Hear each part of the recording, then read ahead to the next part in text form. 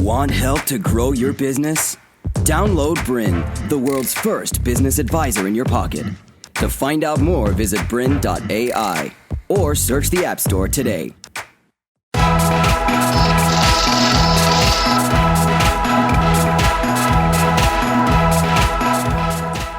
to the Media Game. My name is Amber Daines and I'll be your host for this series. Today the focus will be on why the traditional media still matters in a digital age. We definitely live in an era where Instagram, tweets and YouTube reign supreme when it comes to our business life as well as our social and personal lives. It's easy to forget that some 20 years ago none of those platforms existed. And traditional media, and by that I mean newspapers, magazines, TV, radio and online, were just really the only way we received news. Fast forward to today and we have generations who simply don't read newspapers or watch commercial free-to-air TV or business programs. That's definitely the case for, say, perhaps Gen Y or the millennials. However, when I was training as a journalist some 15, 16 years ago, it was impossible to actually get information without traditional journalism formats. And I would say for entrepreneurs and business leaders everywhere, your public relations program has to have both a mix of social media as well as traditional media formats. By combining them, you amplify the possibilities. There are more platforms than ever for you to reach out and get your message across. It's definitely important to remember who your audience is, and perhaps not everybody might be on those social media platforms all the time.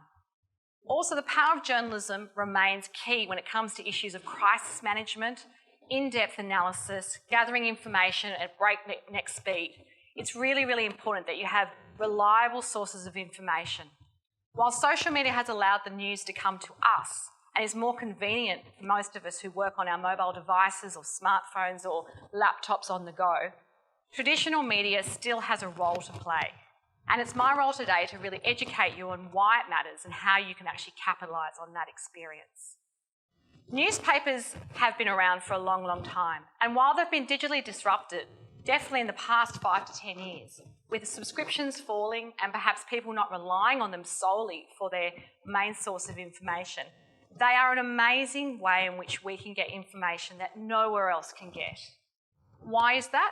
Because journalists like myself have actually trained to understand the ethics of how to gather a story, to check our sources, to verify our information, to get quotes from people, to really bring the story to life.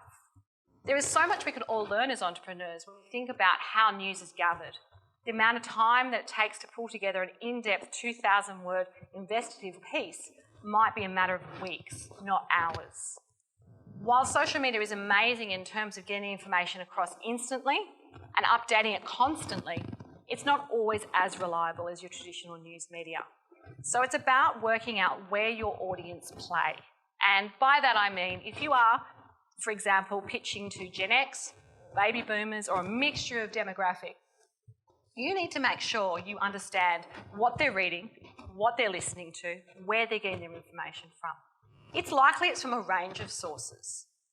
And I have many clients say to me, what's the difference between social media and traditional media? And I say there's not really any, it's just a different platform. So the power of the news media does remain. How the media landscape has changed is undeniable.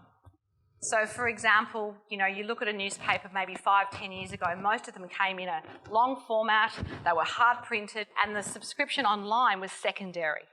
We've now seen that flip. So what we're seeing is probably 60 to 70% of news is now consumed online through a print newspaper outlet or magazine or global source. So what does this mean for you as an entrepreneur and a business leader? I encourage you to be forensic in the media you think you should appear in. It's all very well to have a social media policy and a platform and a place to play and get your ideas across. However, most of those are gone in a blip. The power of the mainstream media is a sustained, consistent message and somebody else telling it for you. So there's so much more power in content which has been verified by an experienced journalist or producer or radio host and sharing that story about your business or your idea or your career journey through their medium than perhaps a paid blog or your own content where you're telling us how great your business is, how cost effective it is, how cutting edge it is.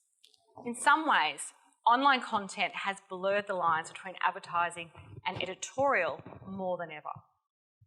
It's really important to amplify your message in multiple formats. So think a little bit about where you like to read your stories.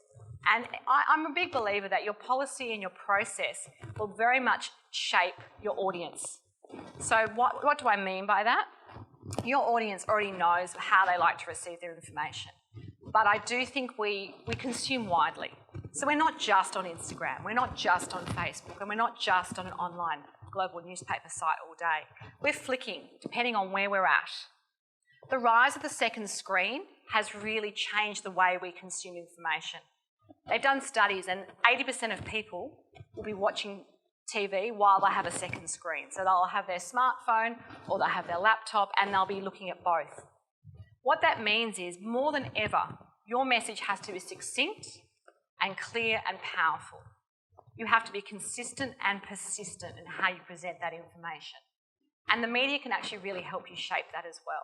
They have the experience to know their audience and where you're trying to reach better than you. They've got the power to actually make it happen very quickly, and the audience is already there. So, for example, if you're writing your blog and you might only have 100 people in your subscription base, wouldn't it be a lot better to add to that maybe a guest blog for a national newspaper where their audience reaches 500,000? Just by thinking a little bit differently about where you place your message and combining both your social media, your online media, as well as your traditional media, you'll amplify your message tenfold. It's interesting to see how global media consumption has in fact changed. So if you look at a few years ago, you'd have perhaps 80% of people consuming most of their news, getting their main news source through TV bulletins and newspapers. These days, it's about 50% equal with both what's happening in social media and what's happening in an online platform. So they're the most popular ways we get our media and our news every day. The other flip side of it is you might actually think about the next level. So what is the most reliable source of information? Believe it or not, we still trust the evening news bulletin more than any other source when it comes to factual, fast-breaking news information. Those programs draw more eyeballs than we could possibly get on any individual podcast or any interview that we might do in any other format. So the power of the mainstream media remains. It has shifted, it has been diluted, but it still remains the most cutthroat way to actually get your message across. I would definitely suggest you watch the programs you are going to appear on. The amount of people that say to me, but I don't watch the TV, but I want to be on this particular program. It would be a little bit like going for a job interview and actually never have researched the company nor the position that you're going for. You just wouldn't do it. Or you'd do it and you wouldn't have the same level of success. So definitely spend some time watching, listening and reading to the media that you would like to get your message across through. So why do we trust traditional media outlets so much? It's basically the way in which they operate. So all journalists everywhere are bound by a code of ethics which governs how they can get their information, how they can use that information, and what rights the people they interview have as well. So it's really important to understand a little bit about that media process. And my number one rule to anyone doing an interview with a journalist is there's actually nothing that's off the record. So if you keep that in mind, and if you don't want to hear your name or that angle or that idea shared on radio and TV or in the front pages of a newspaper, simply don't say it. I mean, that's the best way to think about it. But the rise of mobile news has really been a fantastic opportunity for entrepreneurs. With the 24/7 news cycle, we now have more opportunities than ever to be heard, to get our stories, ideas across, and to update content all the time. One of the best ways you can actually do that is to think about your area of expertise. So whether that be in the business you're in, the career you've had, the ideas that you're sharing, or the product or service you have to offer, and working out where that fits with the trends and issues which media are interested in at that point of time. So some things are definitely cyclical. So you think of things like, in the beginning of January, I can guarantee there'll be new diet, new year stories everywhere because we would have indulged over the silly season and we're ready to kind of get back on track. Similar with the business cycle, you've got things like federal budgets, you've got end of financial year, you've got seasonal changes to industries which you can capitalise on.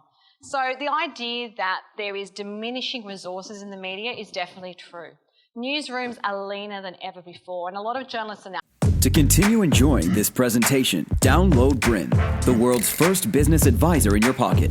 To find out more, visit BRiN.ai or search the App Store today.